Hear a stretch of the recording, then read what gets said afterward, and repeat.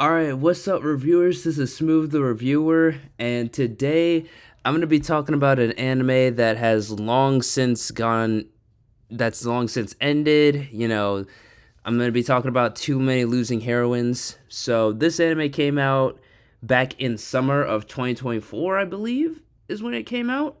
So, yeah, this anime has long since ended, but I just recently finished watching it the last week or so, and this was an anime that had a lot of hype around it before it came out because it kind of just came out of nowhere once the trailer and really the promotion material started coming out. And I think the reason waited so long to actually start watching this series is just because I had heard that, well, number one, it was a romance, and I've said before on this channel, I'm romance is not my favorite genre, but I can watch a couple of romances here and there. I'm gonna be honest with you guys. I also made a video on Alia, which came out last year. Alia hides her feelings in Russian, and I still have yet to finish that anime because I'm just lazy like that. but I didn't thankfully end up finishing Too Many Losing Heroines. And what I was gonna say is that before it came out, I had also heard that it wasn't your really typical sort of romance sort of anime.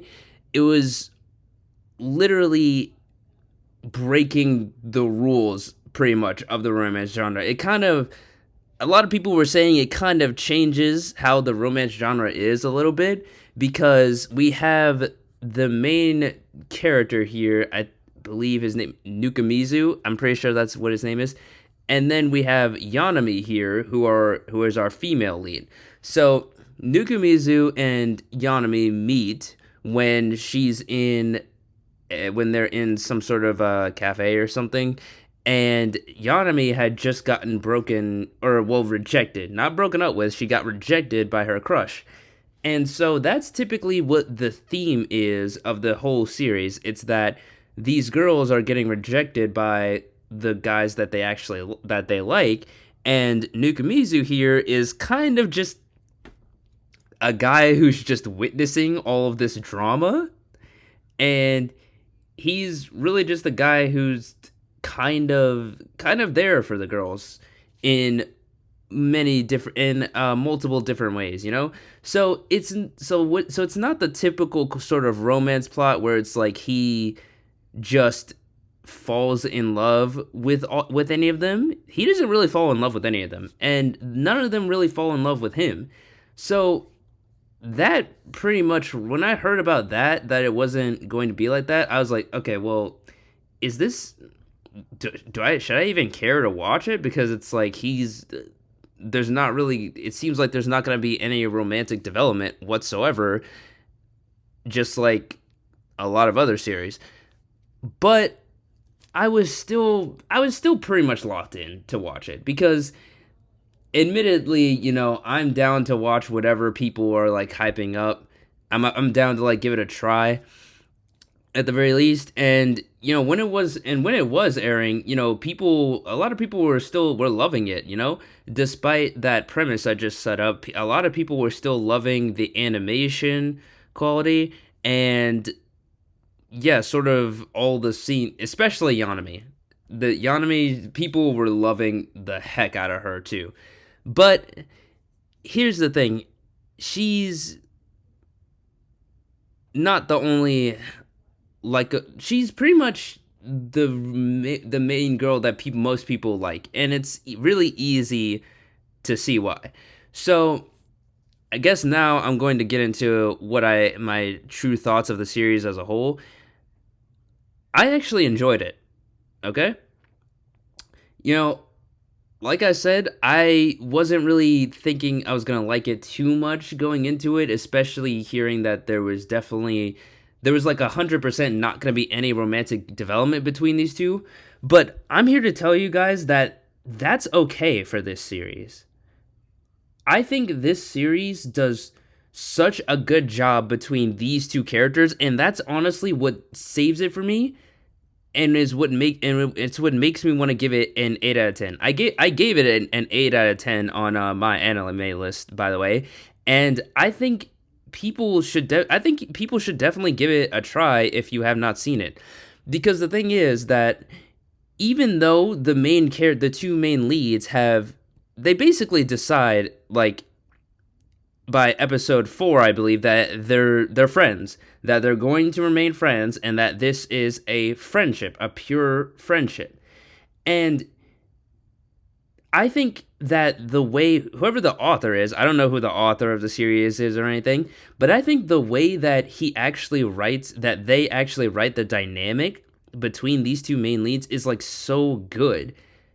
And it's like it doesn't bother me that there's not really romantic development between them, because I think they work so well together as friends that I would be perfectly fine.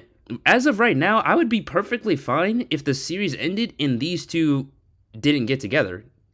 Because I think, and I'm being so serious when I say that, because I think the author does such a good job at showing that they have a genuine friendship for each other, that they're just two people that really enjoy each other's company. Because the thing is, the reason that they continue to hang out with each other after the first episode is because Nukamizu here pays for her, basically her lunch at the cafe, because she had no money, and he paid for it for her. And so the way that she's repaying him is that she's bringing lunch to school for him every day until it equals the amount of money that he paid for her lunch.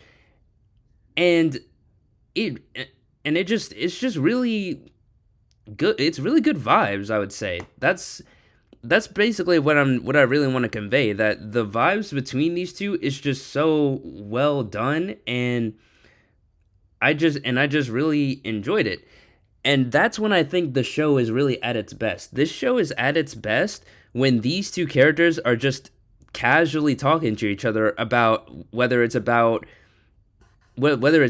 talking about the guy that rejected her and how she kind of despises him and his new girl, or they're just talking about the drama with the other girls. So, as you can see here, there is a fair amount of casts inside this series. There's a fair amount of girls here, and most of them, and the other two girls that end up getting rejected are right here, Lemon and then Komori. Okay, so like I said at the beginning, there are other girls who get rejected, and Nukamizu just kind of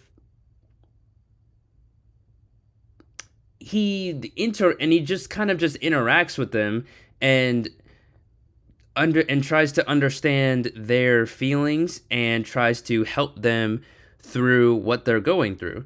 And for a lot of people, it's like, why would I ever want to watch that? Why would I want to watch a guy who's just an emotional support, basically, for a whole series?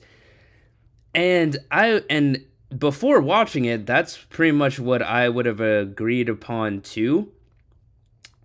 But honestly, I don't really think it's even that. I don't really think it's really just him being an emotional. I feel like that's a bad description for it. It's not that he's over here just constantly, talking to them for like sort of hours on end, or like just really just kind of trying to fix everything. He's basically just offering people suggestions of things that they could do, and kind of giving them advice here and there. But it's not like he's trying to be all over their business and just all inside of their drama, and then just telling them every single step they should take from here to there. That's a better that's not the cleanest way to describe it, but I just think that it's more than him just being an emotional support. I just think the series is just more than that. It's because I haven't even established that Nukamizu is he's not he's somewhat of a loner, somewhat. And so because of that, he actually builds like a genuine friendship with all of these girls that and it doesn't bother me. It genuinely doesn't bother me because they all end up being in the literature club together, and they all become super close with each other to where it's like I said, like I've been saying, it's a genuine it's a genuine friendship. And I'm not mad that there isn't romance there because I don't think it's 100% necessary. Now, I will say that because there is that lack of romance for the main guy, Nukamizu, I do hope that eventually there is someone in this series for him. You guys, anyone who has read this series already, let me know in the comments if there is like a potential love interest for Nukamizu, like later on, that's maybe not one of the main girls. Because I do think it would be kind of sad if the whole series just kind of goes by and then Nukamizu, because and I'm mainly specifying him because again he is our main guy, the main character that we're going through everything with. I do hope that eventually there comes up someone who is a love interest for him, because I kind of think he deserves it because he's just a really cool guy. So, if you're caught up on the series or anything like that, let me know. Don't really spoil that much, but just let me know. Does he eventually get a romantic love interest? Just let me know. But yeah, that's pretty much most of what I wanted to say about the series. I will again. I think that it's well worth the watch. It's a solid 8 out of 10 series for me, and the only thing that's really holding it back is because that there are these two other girls that appear. Like I said, so we have Lemon right here, and then Komari. The only thing that really holds the series back is that these characters aren't as good as Yanami, the main female character, especially towards the second half of the series. Towards the second half of the series is when the focus really focuses on these two more than Yanami. And I don't think I'm not saying they're bad characters. It's just they're not as strong. Their dynamics with Nukamizu just isn't as strong as it is with Yanami, just in my opinion. And yeah, that's pretty much the main. Without getting into spoilers, that's pretty much the main thing that just holds the series back from being like a 9 or 10 out of 10 series for me. But as I've already stated, this is a series that was definitely worth the watch, and yeah, I hope this inspires any of you guys to watch it also. So yeah, thank you all so much for watching. Be sure to like, comment, and subscribe, and I'll see y'all in the next one. Peace.